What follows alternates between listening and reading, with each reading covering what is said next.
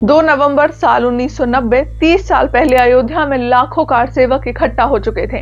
सभी का मकसद था बाबरी मस्जिद पर भगवा फहराना और वहां राम मंदिर का शिलान्यास करना। इसी मकसद से कोलकाता से 2 भाई भी आए थे।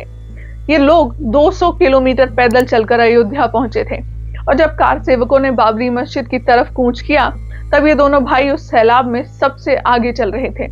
जब उन कार सेवकों ने 30,000 पुलिस बलों को धकेलकर बाबरी मस्जिद के अंदर एंटर किया, तब उस मस्जिद के ऊपर सबसे पहले चढ़ने वाले यही दोनों भाई थे और उन्हीं दोनों भाइयों ने उस मस्जिद पर सबसे पहले भगवा लहराया था। लेकिन वो कहते हैं ना कि होई सोई जो राम रची राखा। जी हाँ, जब कार सेवकों पर गोली चली तो राम के नाम पर गोली खाने वाले यही 2 भाई थे।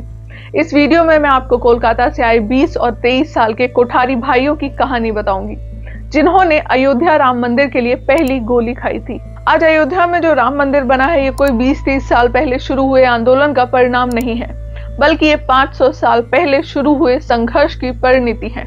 जब साल 1528 में एक सूफी मूसा के कहने पर उस वक्त के मुगल बादशाह बाबर ने अयोध्या में अपनी सेना भेजी थी। बाबर ने सेनापति मीर बाकी से राम जन्म स्थान पर बने मंदिर को तुड़वाकर बाबरी मस्जिद बनाने का आदेश दिया था। इस आदेश के साथ ही राम जन्मभूमि का आंदोलन भी शुरू हो गया था। मगर देश की आजादी के बाद पहली बार साल 1949 में इस आंदोलन में दोबारा हलचल हुई। लेकिन अगर सही मायनों में राष्ट्रीय स्तर पर इस आंदोलन की पहुंच की बात की जाए तो ये हुई साल 1983 से। इस आंदोलन की आवाज उस वक्त के बड़े शहर कोलकाता तक भी पहुंच रही थी और यही कोलकाता के बड़ा बाजार के करीब रहने वाले 23 साल के राम कुमार और 20 साल के शरद कोठारी के अंदर भी इस राम जन्मभूमि आंदोलन में शामिल होने की इच्छा उत्पन्न हुई। ये दोनों भाई आरएसएस के एक दूसरे संगठन बजरंग दल के साथ जुड़े हुए थे और रोजाना शाखा जाया करते थे। और जब साल 1990 में अयोध्या में कार सेवा की बारी आई तो ये दोनों भाई अपनी बहन की शादी की तैयारियों को छोड़कर अयोध्या निकल गए। फूलपुर पर जब सड़क बंद मिली तो 200 किलोमीटर पैदल चलकर 30 अक्टूबर की सुबह अयोध्या पहुंचे थे और जब हजारों कार सेवकों ने एकाएक बाबरी मस्जिद की ओर रुख किया तो उस जन सैलाब में ये दोनों भाई ही सबसे आगे चल रहे थे। कोठारी भाई बाबरी मस्जिद में सबसे पहले घुसे और दौड़कर सीधे मंदिर के ऊपर चढ़ गए। उनके हाथ में था भगवा झंडा जो इन दोनों भाइयों ने सबसे पहले बाबरी मस्जिद के ऊपर लहरा दिया और इसी के साथ शरद और राम कुमार राम मंदिर आंदोलन की कहानी बन गए। अयोध्या में चारों तरफ सिर्फ इन्हीं दोनों भाइयों की बातें हो रही थी। युद्ध में अयोध्या इस नाम से छपी एक किताब के मुताबिक 2 नवंबर को विनय कटियार के नेतृत्व में ये दोनों भाई जब दिगंबर अखाड़े से हनुमानगढ़ी की तरफ बढ़ रहे थे, तब पुलिस ने फायरिंग शुरू कर दी।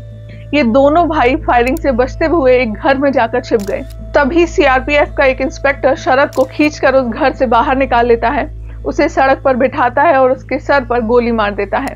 छोटे भाई पर चली गोली से राम कुमार तुरंत कूद पड़ता है और तब इंस्पेक्टर राम कुमार पर भी गोली चला देता है, जो उसके गले को चीरते हुए पार चली जाती है और दोनों कोठारी भाई वहीं दम तोड़ देते हैं। इन दोनों कोठारी भाइयों की खबर आग की तरह पूरे अयोध्या में फैल जाती है। एक दिन बाद 4 नवंबर 1990 को इन दोनों भाइयों का अयोध्या में सरयू के तट पर अंतिम संस्कार किया जाता है। इन दोनों भाइयों के अंतिम संस्कार में हजारों लोगों का हुजूम उमड़ता है। चारों ओर भगवा पहने हजारों कार सेवक खड़े हुए थे और कोठारी भाई अमर रहे के नारे लग रहे थे। राम के नाम पर गोली खाने वाले कोठारी भाइयों को आज भी अयोध्या में याद किया जाता है और जब अयोध्या में भव्य राम मंदिर बनकर तैयार हो चुका है तो इन दोनों कोठारी भाइयों की याद में वहां स्मारक भी बनवाया जा रहा है। राम मंदिर आंदोलन के 500 साल के इतिहास में से कई लोग हैं जिन्होंने राम के नाम पर अपनी जिंदगी बलिदान में दे दी। इन्हीं सब बलिदानों का फल 22 जनवरी को हमें मिलने जा रहा है। राम मंदिर आंदोलन और अयोध्या के इतिहास से जुड़े इंटरेस्टिंग वीडियोस देखने के लिए सबसे पहले मुझे फॉलो कर लीजिए। जल्द ही फिर मुलाकात होगी एक नई स्टोरी के साथ। तब तक के लिए नमस्कार।